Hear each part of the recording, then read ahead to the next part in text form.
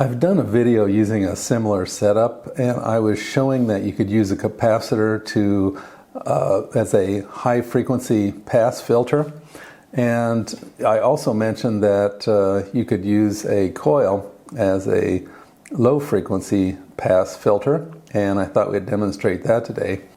Now I will say that coils are not as good of filters as capacitors. Filters will leak a lot of high frequency through them, so we won't see kind of that startling effect as the frequency changes.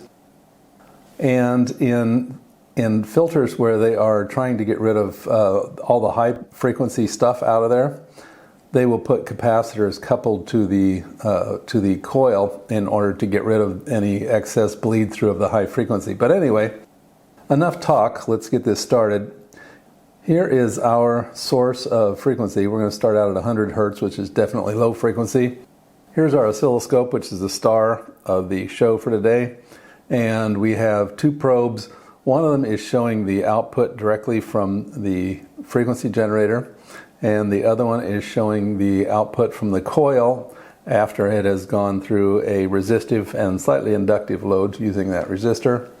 So, yeah, let's do this thing. 100 Hertz, and you see that the two waves are pretty much joined. And we'll start clicking this, and I will have to change the time base so that we can still see what's going on. They're still pretty much joined at the hip here. We're up to 1300. I have to move a little faster or this is going to get dreary. 3100, they're still pretty much locked together. Not much difference.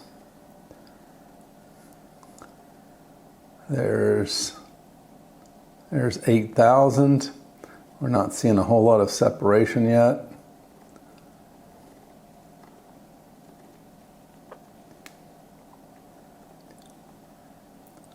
There's 14,000. Now we're starting to see a little bit.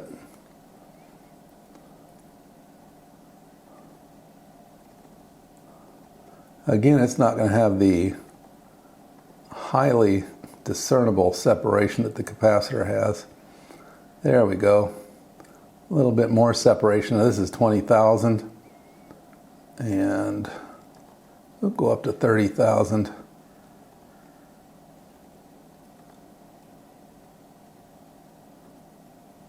Let's see, there's 25. So yes, you can see that there is separation, but again, it's nothing like just a plain old capacitor will give you for the high frequency pass through.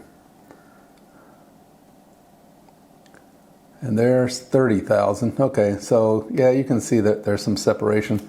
Let's do something I hadn't planned on doing. Let's step this up and really crank it up 1,000 at a time now. There's 40,000. And clearly at 40,000 you can definitely see that there's a difference. And there's 50,000. And make sure my channels are both at the same setting.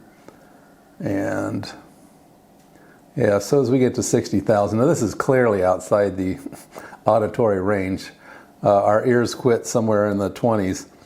But yeah, you can use a coil as a low pass filter, as long as you're taking into account what you want to filter out.